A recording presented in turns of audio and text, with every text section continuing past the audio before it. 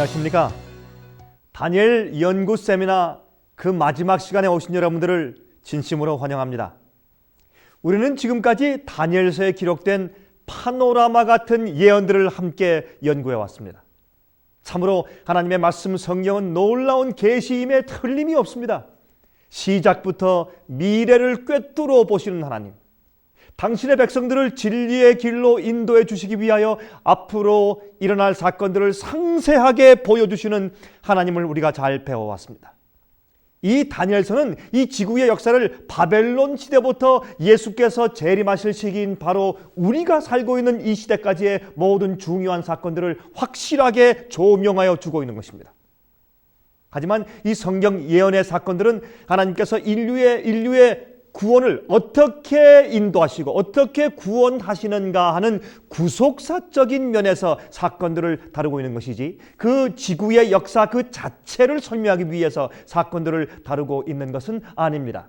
그래서 성경에는 중국이나 러시아에 대한 예언들이 등장하지 않고 있는 것을 우리가 알고 있는 것입니다.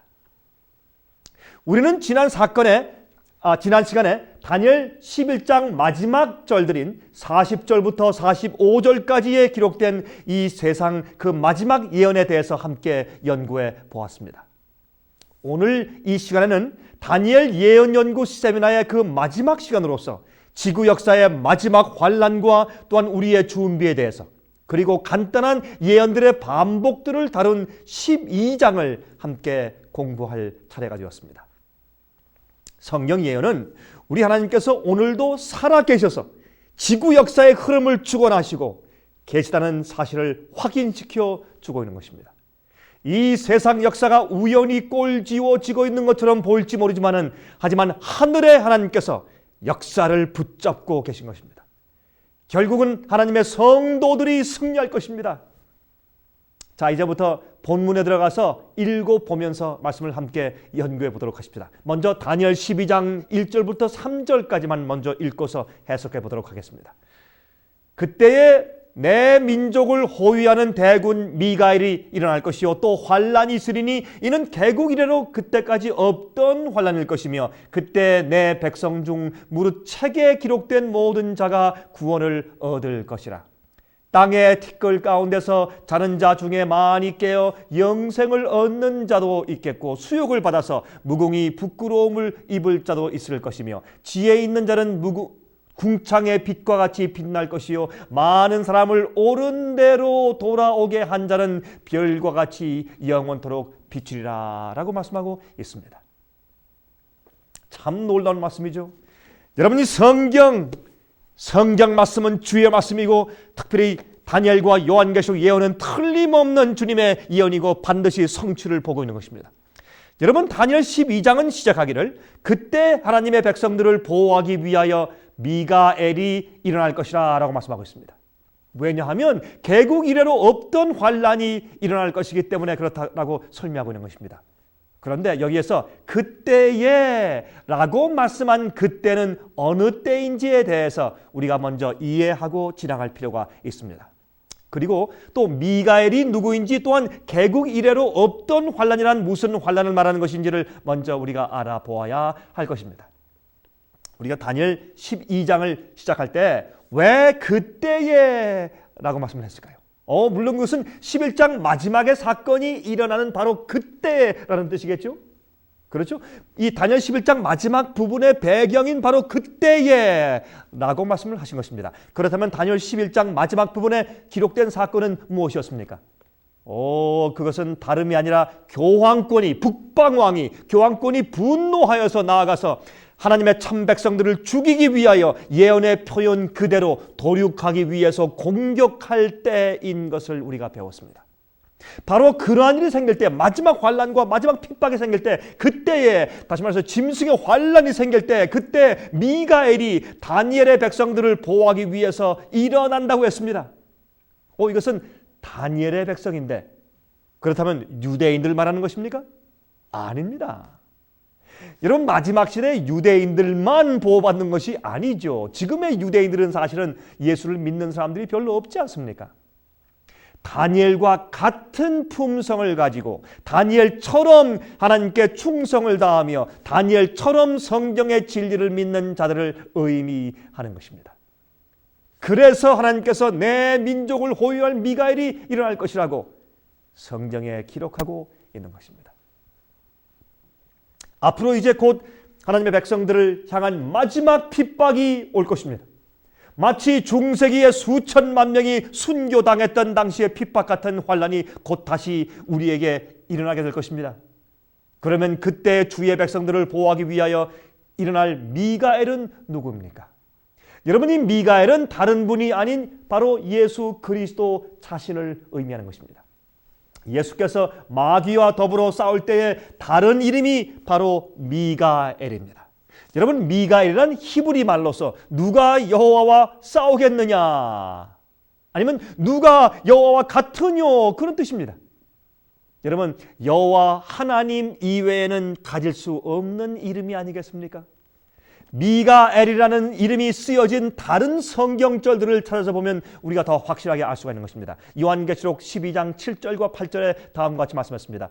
하늘에 전쟁이 있으니 미가엘과 그의 사자들이 용으로 더불어 싸울세 용과 그의 사자들도 싸우나 이기지 못하여 다시 하늘에서 저희의 있을 곳을 얻지 못한지라 그랬습니다.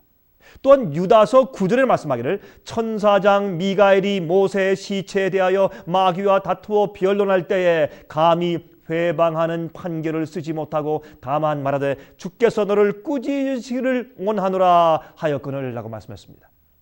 그러므로 이 미가엘은 마귀와 싸울 때 쓰는 예수 그리스도의 다른 이름인 것을 우리가 알게 되죠. 여러분, 하나님의 마지막 백성들인 여자의 남은 무리가 마지막 환란 속에서 죽음을 당면하게 될 바로 그때에 그들을 보호하시기 위해서 예수께서 특별히 일어나셔서 성도들을 위해서 싸우시게 될 것이라고 성경을 말씀하고 있습니다. 왜요? 그때는 특별한 전쟁이기 때문에. 여러분은 이 미가엘의 보호를 받을 수 있는 품성이 준비되어 있습니까? 지금 우리가 마지막 환란을 위해서 준비할 때가 아니고 어느 때겠습니까? 그런데 마지막 환란을 왜 개국 이래로 없던 환란이라고 부를까요? 과거의 국가들이 생겨난 이래로 그러한 적이 없었다는 뜻입니다. 그렇게 큰 환란이 과거에 있어 본 적이 없었단 말입니다. 여러분, 상식적으로 생각해 보아도 앞으로 오는 환란은 과거에 있어 본 적이 없는 최대의 것이 될 것입니다. 그 스케일이 전 세계적일 것입니다.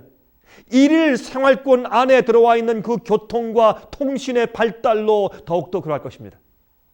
여러분이시여, 지금은 전 세계가 하나로 합쳐져 있습니다.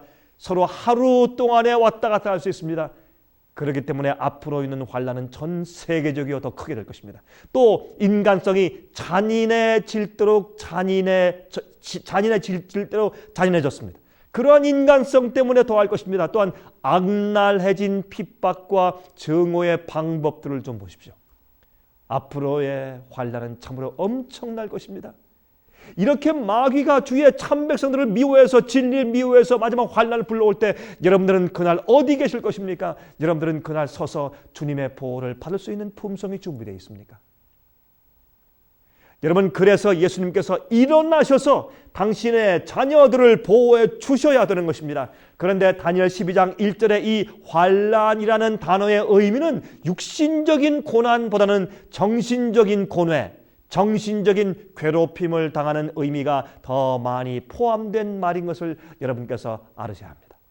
같은 히브리어 단어를 쓴 예레미야 30장 6절 7절을 보면 더 잘 그 단어의 그 내용을 이해할 수가 있게 될 것입니다. 여러분, 예레미야서 30장 6절 7절입니다. 너희는 자식을 해산하는 남자가 있는가 물어보라. 남자마다 해산하는 여인같이 손으로 각기 허리를 짚고 그 얼굴빛이 창백하여 보임은 어찌미뇨. 슬프다 그날이여 비할 데 없이 크니 이는 야곱의 환난의 때가 됨이로다. 많은 그가 이에서 구하여 냄을 얻으리로다 라고 말씀하고 있습니다. 여러분, 여기에 있는 이 내용은 육신적인 고통보다는 정신적인 고뇌와 고통을 의미하는 것입니다. 여러분이시여, 마지막에 주의 백성들은 정신적인 엄청난 고뇌 가운데서 씨름하게 될 것입니다. 야곱이 야복강가에서 씨름했지 않습니까? 왜 씨름했습니까? 자기 죄가 용서받았는데도 지금 에서가 자기를 죽이려고 400명의 군사를 거느리고 온다는 얘기를 듣고 과연 내가 하나님께 혹시 버림받은 것이 아닌가라는 그런 그 고뇌 가운데서 그는 씨름했습니다. 그러한 정신적인 고통이 앞으로 주의 백성들 가운데 있을 것입니다. 그때도 변치 않은 진실됨과 충성심을 가지고 주 앞에 서는 그들의 놀라운 증인의 역할을 하게 될 것이라고 말입니다. 자기 죄가 진실로 용서받고 도말되어 없어졌다는 확신이 없는 자들은 엄청난 고민 가운데 멸망을 당하게 되는 환난이 된다고 말입니다. 이때에 책에 기록된 자들만 구원받는다고 했습니다. 무슨 책일까요? 물론 생명책을 말합니다. 생명책. 여러분, 하늘에 생명책이 있죠? 요한계시록 13장 8절에 다음과 같은 말씀이 있습니다. 죽임을 당한 어린 양의 생명책에 장세 이후로 농명되지 못하고 이 땅에 사는 자들은 다 짐승에게 경배하리라 그랬습니다. 그렇죠? 또한 요한계시록 20장 15절 누구든지 생명책에 기록되지 못한 자는 불못에 던지우도라 그랬습니다. 요한계시록 21장 27절 무엇이든지 속된 것이나 가증한 일 또는 거짓말하는 자는 결코 그리로 들어오지 못하되 오직 어린 양의 생명책에 기록된 자들 뿐이라 그렇게 성경을 말씀하고 있습니다. 그러므로 책에 기록되지 않은 자들은 다 멸망당하고 책에 기록된 자들만 미가엘의 보호를 받아서 구원받습니다. 마지막 환난 동안에. 생명책은 모든 죄를 용서받고 그 죄의 힘에서 죄의 파워에서 벗어나 승리한 자들의 이름이 기록되는 곳이 바로 생명책입니다. 여러분이시여, 여러분의 이름이 지금 하늘 생명책에 기록되어 있습니까? 여러분들은 영생의 평화가, 용서의 평화가 마음 가운데 있습니까? 없으시면 지금 예수께 나와서 여러분의 생애를 굴복하십시오. 아직도 은혜 기간이 있는 동안 그렇게 하십시오. 죄를 용서받기는 했어도 똑같은 죄를 계속 지으면서 사는 자들은 진실로 용서받은 자들이 아닙니다. 그런데 다니엘 12장 3절에 이상한 말씀이 기록되어 있습니다. 티끌 가운데서 많은 사람이 일어나서 부활되어서 어떤 이들은 영생에 들어가고 어떤 사람들은 수욕과 영원히 부끄러움을 당하게 될 것이라고 말씀을 했습니다. 과연 이것이 무슨 뜻일까요? 이것은 예수께서 오실 때에 있을 특별한 부활의 사건을 상징합니다. 예수께서 오실 때 의인들의 부활이 있죠. 하지만 어떤 소수의 악인들도 부활되어서 예수께서 재림하시는 그 영광의 광경을 목격하고 다시 또 그 영광의 광채로 죽게 될 것입니다. 원래 악인들의 부활은 천년기 이후에나 있을 것입니다. 그렇죠? 그러나 예수께서 오실 때 어느 정도의 소수의 악인들이 다시 부활하게 될 것입니다. 왜요? 예를 들자면 예수께서 십자가에 돌아가시기 직전에 유대 교회의 대제사장이었던 가야바의 집에서 그 법정에서 심판받았을 때 말이죠. 그 주위에 둘러서 있는 교회 지도자들과 제사장들에게 예수님께서 다음과 같이 말씀하신 것이 성경에 기록되어 있습니다. 마태복음 26장 64절입니다. 예수께서 말씀하시되 내가 말하였느니라. 그러나 내가 너에게 이르노니 이후에 인자가 권능의 우편에 앉은 것과 하늘 구름을 타고 오는 것을 너희가 어떻게 해요? 보리라 하시니 그랬습니다. 그러므로 예수님은 십자가에 못 박은 그 당시 교회의 지도자들과 또한 로마의 군인들은 자기들이 죽인 그분이 과연 누구인지를 확실하게 보기 위해서 예수님을 십자가에 못 박은 그 군인들이나 아니면 예수님을 십자가에 못 박도록 정죄한 제사장들의 무리들은 그들이 악인들일지라도 미리 부활시켜서 예수께서 영광의 구름을 타시고 하늘 동편에서 이 지구에 오시는 광경을 다 보게 해 주신단 말입니다. 그래서 그 예수님의 오시는 광경을 보면서 그들은 이를 갈며 놀라면서 그 영광의 광채 속에 다시 죽게 될 것입니다. 여러분, 그래서 그들이 죽인 그 예수가 과연 누구인지를 그들이 그때 가서 깨닫고 가슴을 치게 될 것입니다. 그래서 어떤 이들은 부활하여 영생에 들어가고 어떤 이들은 영원한 수욕을 받게 된다고 다니엘 12장은 말씀하고 있다 그 말입니다. 그리고 지혜 있는 자와 많은 사람들을 옳은 대로, 즉 의로운 진리로, 올바른 진리로, 의로운 생애로 인도한 자들은 영원히 빛날 것이다 그랬습니다. 영원히 하나님과 함께 살 것이며 하늘의 별처럼 빛날 것이라 그랬습니다. 여러분이시여, 이 땅에서 주님을 위해서, 진리를 위해서 희생하고 봉사하고 굴복한 자들은 하늘에서 큰 상급이 있을 것입니다. 이 지구의 삶은 얼마 오래가지 않아서 끝날 것입니다. 그러나 여러분들이 참된 진리를 위해서 헌신하고 봉사하면 여러분들의 상급이 영원토록 별처럼 빛날 것입니다. 여러분, 여기에 지혜 있는 자란 무슨 뜻입니까? 여러분, 지혜 있는 자는 의로운 자를 말하는 것입니다. 의로운 자가, 의로운 생을 사는 사람이 바로 지혜 있는 자라고 성경을 말하고 있습니다. 야고보서 3장 17절과 18절을 보실까요? 다음과 같이 말씀드리겠습니다. 오직 위로부터 난 지혜는 첫째 성결하고, 다음에 화평하고 관용하고 양순하며 긍휼과 선한 열매가 가득하고 편벽과 거짓이 없나니 화평케 하는 자들은 화평으로 심어 의의 열매를 거두느니라. 그렇게 말씀했습니다. 여러분이시요, 그래서 바로 이 지혜 있는 것은 무엇입니까? 거룩하고 의로운 것을 말하는 것이죠. 그런 생을 사는 것이 지혜 있는 자죠. 앞으로 엄청난 환란이 올 것입니다. 우리의 마음속에 있는 믿음이 진짜인가 아닌가를 시험할 엄청난 환란이 각 개인들에게 올 것입니다. 우리가 진실로 의로운 사람인지 아니면 그저 지식적으로만 믿는 자들인지 시험하는 환란이 올 것입니다. 여러분은 준비되어 있습니까? 그 환란 때 미가엘이 여러분을 도와주실까요? 다니엘 12장 4절부터 9절까지 다음과 같은 말씀했습니다. 다니엘아, 마지막 때까지 이 말을 간수하고 이 글을 봉함하라. 많은 사람이 빨리 왕래하며 지식이 더하리라. 나 다니엘이 본즉 다른 두 사람이 있어 하나는 강 이편 언덕에 섰고 하나는 강 저편 언덕에 섰더니 그 중에 하나가 세마포 옷을 입은 자 곧 강물 위에 있는 자에게 이르되 이 기사의 끝이 어느 때까지냐 하기로 내가 들은즉 그 세마포 옷을 입고 강물 위에 있는 자가 그 좌우 손을 들어 하늘을 향하여 영생하시는 자를 가리켜 맹세하여 가로되 반드시 한때 두때 반때를 지나서 성도의 권세가 다 깨어지기까지니 그렇게 되면 이 모든 일이 다 끝나리라 하더라. 내가 듣고도 깨닫지 못한지라. 내가 가로되 내 주여 이 모든 일의 결국이 어떠하겠사옵나이까? 그가 가로되 다니엘아 갈지어다. 대저 이 말은 마지막 때까지 간수하고 봉함할 것이니라 라고 말씀하셨습니다. 얼마나 놀라운 말씀인지 모릅니다. 여러분, 이 말씀의 뜻을 이해하시겠습니까?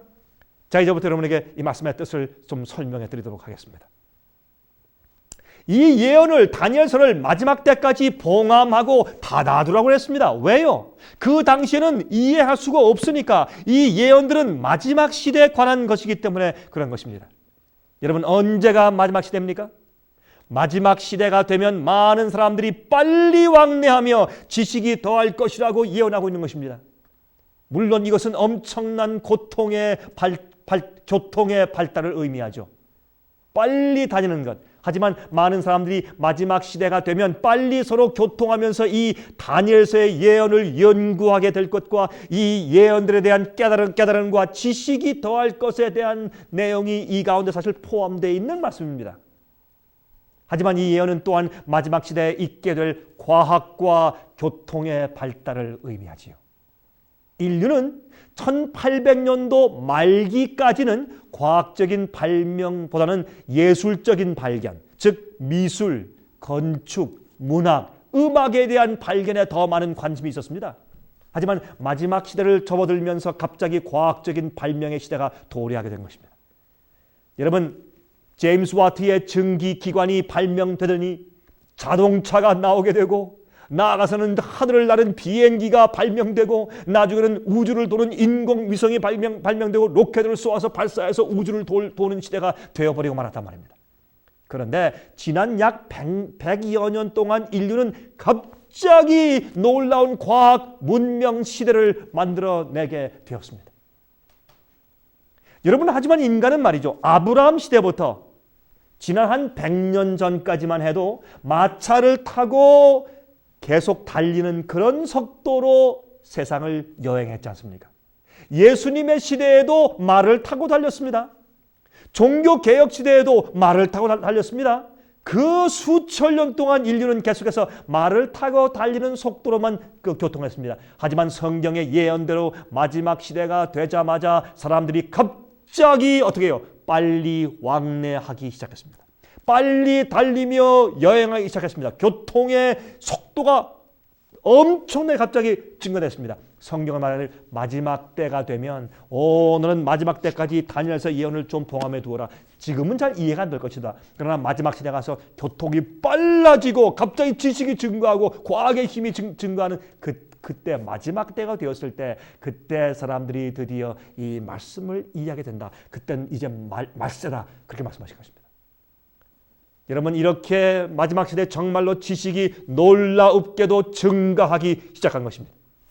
이제는 먼 우주는 물론 소우주인 우리의 인체 속에 있는 유전인자인 DNA까지도 자세하게 살펴서 아는 그런 놀라운 지식까지 가지게 되더니 이제는 생명 자체를 복제하는 기술까지 가지게 되었단 말입니다. 왜 이렇게 갑자기 교통의 발달과 지식의 증가가 폭등하게 되었을까요? 성경이 그렇게 될 것이라고 말씀했기 때문에 그렇습니다. 성경 예언이 그렇게 말씀했으니까요. 만일 인간이 옛날 일찍부터 이러한 과학적인 지식과 능력이 발달되었었더라면 인류는 벌써 자멸하여서 스스로 멸망당하고 말았을 것입니다. 아마 인류는 벌써 비행기를 옛날에 만들었을 것이고 벌써 원자폭탄을 만들어서 벌써 그들이 자멸하고 말았을 것이 아닙니까? 예수께서 이 땅에 오셔서 태어나시기도 전에 인간이 아마 이미 벌써 망했을 것입니다. 그래서 하나님께서 마지막 시대가 올 때까지 이러한 과학적인 지식의 발달을 막아오신 것입니다. 그리고 마지막 이제 말세가 될 때 가서 이런 지식과 교통이 빨리 왕래되며 증가될 것이라고 그렇게 예언을 하신 것입니다. 여러분과 제가 지금 살고 있는 이 시대는 말세입니다. 개국 이래로 없던 환란이 곧 올 시대입니다. 그 다음에 다니엘은 두 사람을 계시 가운데서 보았죠. 한 사람은 그가 계시를 보고 있는 을레 강변의 언덕에 서 있고 또 다른 한 사람은 을레 강물 위에 서 있었습니다. 근데 강 언덕에 서 있던 그 사람은 천사고 강물 위에 흰 세마포 옷을 입고 서 있는 분은 바로 예수 그리스도 자신이었습니다. 그런데 이 강 언덕에 서 있는 천사가 강물 위에 세마포를 입고 서 있는 예수님께 지금 질문합니다. 언제나 이러한 일들이 끝이 나겠습니까? 그런 질문입니다. 언제까지 계속되겠습니까? 그때 두 손을 마시죠. 하늘 향해서 높이 드시고 두 손을 높이 드시고 맹세하시면서 답변하십니다. 예수님께서 반드시 한때, 두때, 반때를 지나서 성도의 권세가 다 깨어지기까지니 그렇게 되면 이 모든 일이 다 끝날 것이라 끝나리라 라고 답변을 하셨단 말입니다. 여러분, 한때, 두때, 반때는 우리가 이미 배웠지 않습니까? 한때는 1년이라는 뜻입니다. 그래서 이것은 3년 반의 예언이죠. 1년은 성경 예언에서 360일로 계산하기 때문에 3년 반은 도합 1260일입니다. 또한 1일은 1년이므로 도합 1260년을 말하는 예언이죠. 이것은 중세기 교황권의 핍박 기간을 가리키는 예언이다 하는 것을 과거에 누누이 제가 강조했고 설명을 드렸습니다. 그것은 538년부터 1798년, 다시 말해서 교황이 죽게 된 상처를 받았죠. 1798년까지 1260년 동안의 기간을 말하는 것입니다. 여러분이 1260년 동안의 핍박 기간 동안에 성도의 권세가 다 깨어지게 되지 않습니까? 그 성도의 권세가 핍박받아서 다 깨어지는 그 엄청난 기간을 통과해야지 말세가 온다. 그렇게 돼야지 그렇게 주의 백성을 핍박하던 교황권이 죽게 된다라고 주님께서 말씀하시는 겁니다. 한때, 두때, 반때까지니 그때 성도의 권세가 다 깨어질 때까지다라고 좀 말씀하시는 것입니다. 그때까지 참아야 된다라고 말씀하시는 것입니다. 그때가 되면 성도들을 몹시 핍박해온 세력이 교황권의 세력이 죽게 되는 상처를 받는 일이 생길 것이라고 말씀하시는 것입니다. 여러분, 그 이후부터는 이 세상의 말세가 시작되어서 그 마지막 예언 시대로 접어들게 된다는 말입니다. 그래서 성경은 1798년도 교황 피우스 6세가 불란서의 혁명 세력에 의해서 죽게 되는 지점부터 이 세상이 말세로 접어들게 되는 것이라고 우리에게 예언해 주고 있다. 그 말입니다. 자, 그때부터는 하나님께서 이 세상 역사를 정리하시기 위해서 심판을 준비하시고 6천년 동안이나 진행되어 온 죄악의 역사를 끝마치시고 마무리 지으실 때가 되는 것이라 라고 성경은 말씀하고 있는 것입니다. 이 지구에서 진행 중인 이 선악간의 대쟁투가 이제 앞으로 말이죠. 이 지구에서 진행 중인 이 선악간의 대쟁투가 어떻게 끝나게 될 것인가? 우리 하는 것을 우리 분명히 보고 알아야 할 것입니다. 과연 언제나 끝나게 될 것입니까? 언제까지나 의인들이 고난을 당하며 하나님의 교회가 투쟁해야 되겠습니까? 라고 천사가 물을 때 예수께서 드디어 이 지구의 문제를 마무리 지을 마지막 시대가 반드시 도래한다고 맹세하시면서 지금 말씀하신 것이라 그 말입니다. 이해하시겠습니까? 핍박하던 북방 왕의 세력이 죽게 될 것이라고 말씀하는 것입니다. 예수께서 우리를 잊지 않으셨습니다. 하나님은 여러분의 진리를 위한 싸움과 고난을 기억하십니다. 여러분 절대 하나님께서 잊지 않으십니다. 여러분의 고통을 기억하십니다. 낙심치 마시기 바랍니다. 진리를 위해서 당하는 고통을 주님께서 기억하십니다. 우리 계속해서 다니엘 12장을 읽어보도록 하십시다. 다니엘 12장의 마지막 절들이죠. 다니엘 12장 10절부터 13절까지 좀 보도록 하십시다. 다니엘 12장 이제 10절부터 13절까지 있는 말씀입니다. 다음과 같이 말씀드리겠습니다. 많은 사람이 연단을 받아 스스로 정결케 하며 희게 할 것이라 악한 사람은 악을 행하리니 악한 자는 아무도 깨닫지 못하되 오직 지혜 있는 자는 깨달으리라. 매일 드리는 제사를 폐하며 멸망케 할 미운 물건을 세울 때부터 1290일을 지낼 것이요 기다려서 1335일까지 이르는 그 사람은 복이 있으리라. 너는 가서 마지막을 기다리라. 이는 내가 평안히 쉬다가 끝날에는 내 업을 누릴 것임이니라. 그렇게 말씀을 하였습니다. 여러분, 지금 천사가 예수님께 묻는 질문의 요점은 무엇이냐면 도대체 언제나 성도들을 향한 마귀의 공격과 계략이 올바로 밝혀지고 심판되겠습니까? 주여, 언제입니까? 라고 하는 것입니다. 언제나 하나님의 참교회, 하나님께서 주님의 참교회를 변호하시고 판단해 주시겠습니까? 언제나 끝내시겠습니까? 라고 묻는 것입니다. 그때 예수님의 답변은 세 가지입니다. 첫 번째, 하나님의 백성들은 그러한 공격과 시련을 받으면서 오히려 연단을 받고 믿음이 생겨서 정결함을 입게 될 것이라는 것입니다. 여러분, 시련과 고난은 우리를 정결케 하는 방법들 중에 하나입니다. 악한 자들은 깨닫지 못하지만 지혜 있는 자들은 즉시 알게 될 것입니다. 지혜 있는 자들, 즉 의로운 생애를 사는 하나님의 백성들은 깨닫게 될 것이라고 말씀하는 것입니다. 여러분이시여, 여러분 생활 가운데서 진리 때문에 의를 위해서 핍박당하는 경험들이 있습니까? 여러분, 그런 자들에게 주님께서 여러분의 품성을 연단케 하시고 마지막 환난을 통과할 수 있는 믿음을 주시는 것입니다. 여러분, 마지막 시대의 환난을 통과하는 믿음이 하루아침에 갑자기 오는 것이 아닙니다. 하루아침에 갑자기 순교당하는 믿음이 생기는 것이 아닙니다. 매일매일 주님과 함께 살면서 성령의 은혜와 능력을 받으면서 매일매일 마귀와 싸워서 이기는 자들, 매일매일 시험과 유혹을 승리하는 자들이 지금 그 마지막 시대의 믿음을 준비하게 될 것입니다.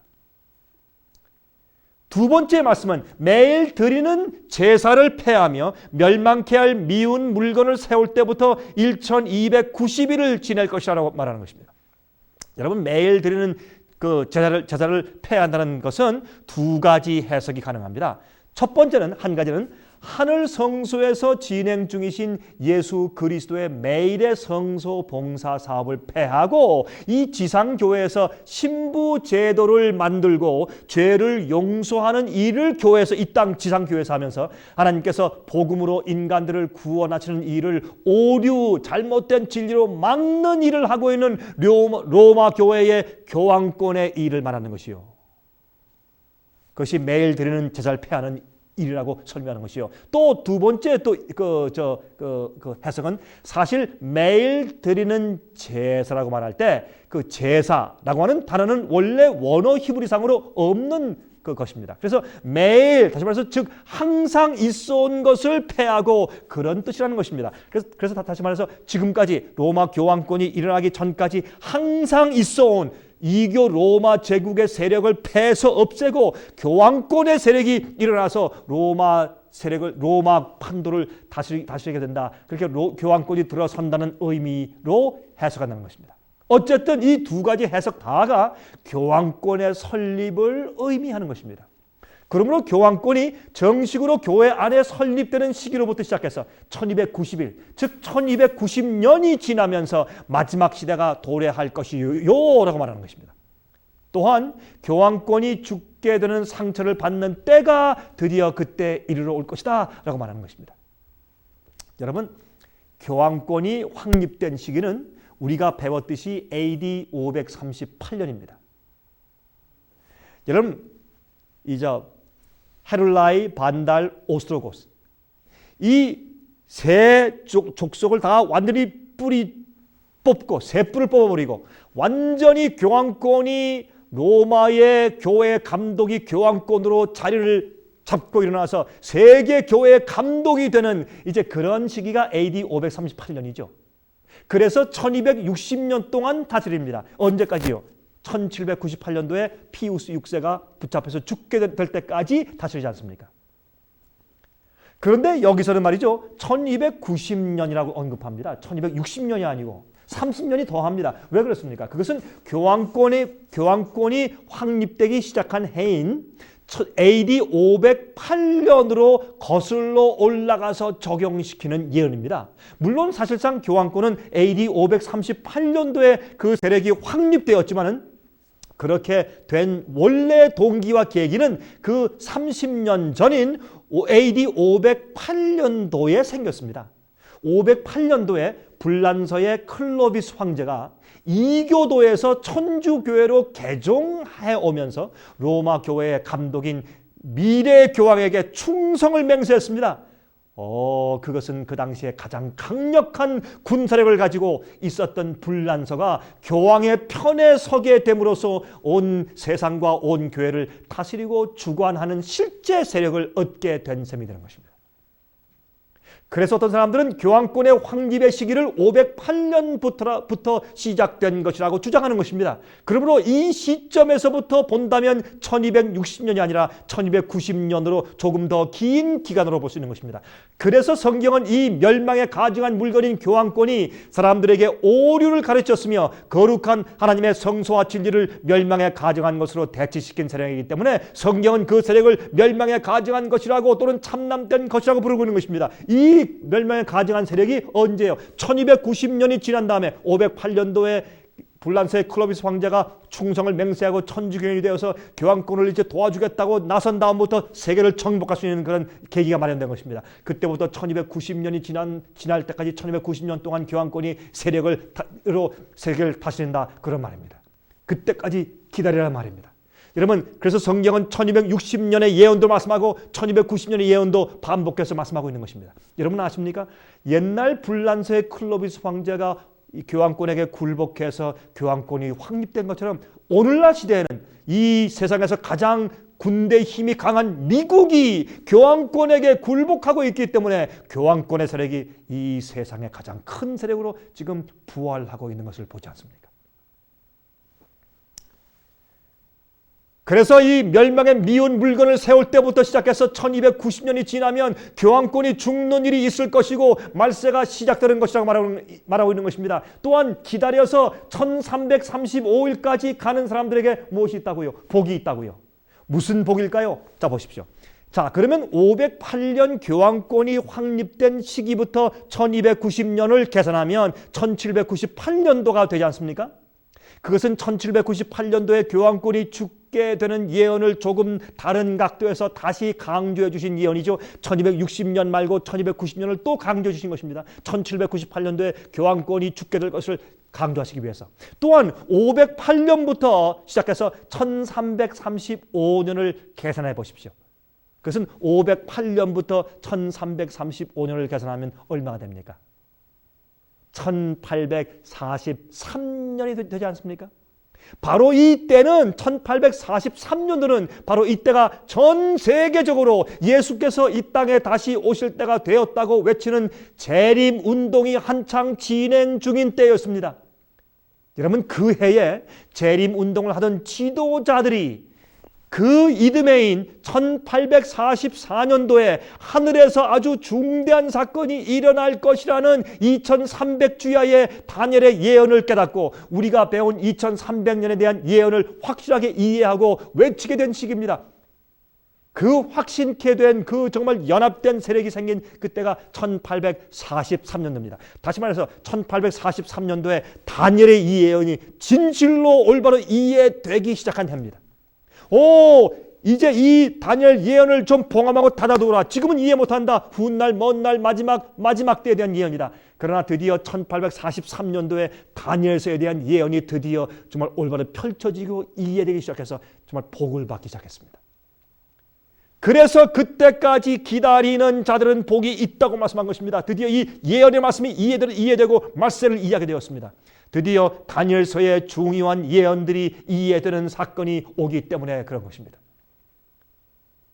그때 드디어 다니엘서의 예언이 제대로 이해하게 되었습니다.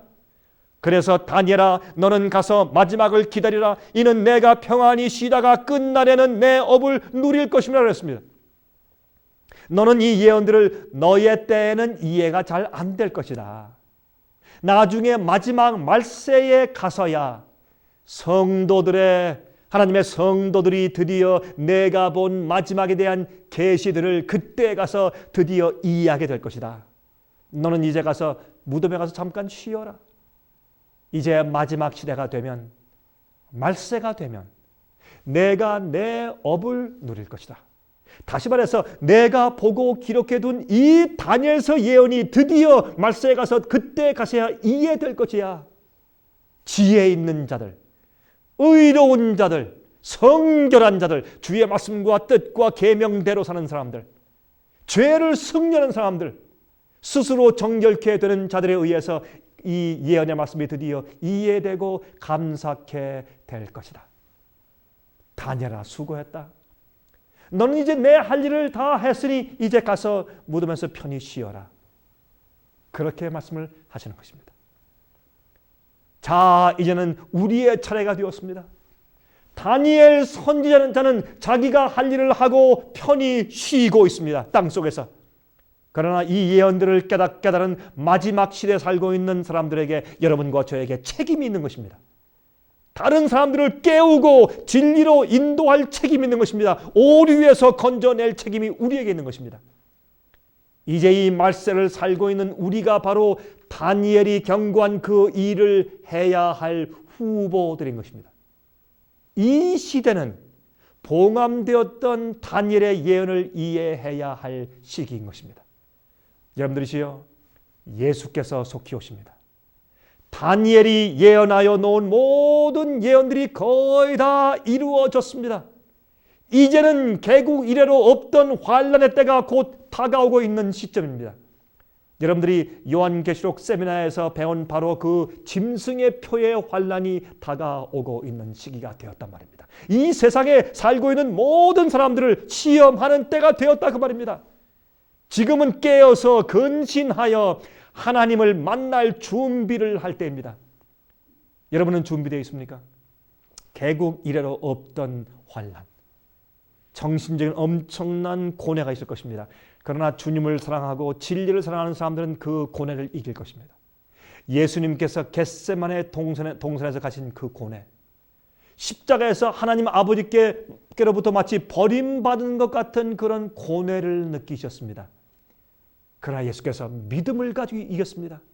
그래서 요한계시록 14장 12절에 말씀하기를 성도의 인내는 여긴다니 저들은 하나님의 계명과 예수의 믿음을 지키는 자라고 말씀했어요. 그것이 예수의 믿음입니다. 죽게 되었을 때 그런 엄청난 정신적인 고뇌 가운데 들어갔어도 하나님께 버림받은 것 같은 느낌이 느낄지라도 마귀의 공격을 느낄지라도 그들은 끝까지 하나님의 약속을 믿고 주님을 신뢰하며 견디는 믿음. 여러분 그 예수의 믿음을 가지고 있습니까? 예수님을 믿는 믿음이 아니고 예수님께서 가지고 계셨던 그 믿음을 여러분도 소유하셔야 합니다. 여러분은 준비되어 있습니까? 이제는 살아계신 하나님의 인을 이마에 받아야 할 시기입니다. 마귀의 고소 앞에 서서 하나님의 변호하심을 받아야 할 때입니다. 여러분이시여 마귀의 고소 앞에 서서 하나님의 변호하심을 받고 의롭다고 인정을 받아야 할 시기가 되었습니다. 여러분 그게 무슨 뜻인지 아십니까? 마귀가 여러분 주님께서 우리 모든 마지막 백성을 구원하려고 하나하나 심판하실 때 하나하나 이제 그 입장의 책을 펴실 때 그들의 책을 펴실 때 마귀가 이 사람은 구원할 수 없습니다. 안 됩니다. 내가 그들을 잘 압니다. 그들의 죄를 내가 기억합니다. 압니다. 안 됩니다라고 모든 우리의 과거의 죄들을 들춰가면서 고소할 때 예수님께서 우리가 회개하고 고백함으로 우리 죄가 다 용서받은 것을 또한 증명하시고 또 한 가지 더 증명하셔야 돼요. 우리가 더 이상 그러한 죄의 세력에 붙잡혀서 노예로 끌려다니지 않고 죄의 힘을 예수 그리스도의 힘의 능력으로 승리하고 있다는 우리의 성품을 증명해 보이셔야 하는 것입니다. 용서받은 자가 똑같은 죄를 계속 짓고 있으면 용서받은 의미가 어디 있겠습니까, 여러분이죠? 그래서 성경은 이기는 이기는 자에 대한 축복이 기록되어 있는 것입니다. 여러분이시여 마귀가 우리를 공격하려고 할 때 우리 마음속에서 우리가 주님의 피의 보혈로 용서받았고 우리 속에 내재하시는 성령의 능력을 가지고 하나님의 진리를 가지고 마귀를 승리하고 세상과 죄를 승리하는 생을 살기 때문에 주님께서 우리를 증인 삼으시고 마귀가 더 이상 우리를 고소할 수 없게 되어야 합니다. 그럴 때 우리의 앞니마에 보이지 않는 살아계신 하나님의 인이 처지게 되는 것입니다. 여러분이시여 그래서 마지막 환난 때 마귀가 이 백성을 미워해서 죽이려고 했을 때 미가엘이 일어나서 그들을 보호할 것입니다. 이 놀라운 시기에 여러분과 제가 과연 어디 있을까요? 그때 여러분들은 누구 편에 설까요? 그때 여러분들은 어디에 있을 것입니까? 미가엘 되신 하나님 예수 그리스도의 보호를 받게 되시고 인침받는 마지막 백성 되시기를 제가 간절하게 바랍니다. 여러분 저희 생애빛에 전화하셔서 월간지를 신청하십시오. 성경 연구 과목을 신청하십시오. 그리고 공부하십시오. 그리고 저의 테이프를 신청해서 앞으로 계속 나올 세미나와 또한 각가지 성경 주제를 받아서 공부하십시오. 여러분이시여 때가 얼마 남지 않았습니다. 예수님 속히 오십니다. 여러분과 여러분 가정에 하나님의 무한하신 축복과 은혜가 늘 함께 하시길 바랍니다. 여러분의 생활 가운데 강건하시길 빌면서 제가 다음 시간 다시 뵙겠습니다. 다음 세미나에 다시 뵙겠습니다. 안녕히 계십시오. 은혜 많이 받으셨습니까? 생애의 빛은 각종 미디어, 즉 출판물, 텔레비전, DVD, CD, 그리고 웹사이트를 통하여 복음을 전하는 미디어 선교 기관입니다. 생애의 빛 선교 사업에 대해서 좀 더 자세하게 알기 원하시는 분들은 웹사이트 www.sostv.net를 방문하시기 바랍니다. 생애의 빛 웹사이트에는 지금까지 나온 모든 월간지와 DVD, 텔레비전 방송물들을 누구나 무료로 보실 수 있도록 준비되어 있습니다. 지금까지 소개해드린 생애의 빛 선교 교재 중에서 원하시는 책자나 DVD가 있으시면 무료 전화 1-877-704-1004번 1-877-704-1004번으로 신청하여 주시기 바랍니다. 미국 동부 시간으로 월요일부터 금요일까지 9시에서 5시 사이에 전화해 주시면 감사하겠습니다. 그럼 다음 시간까지 안녕히 계십시오.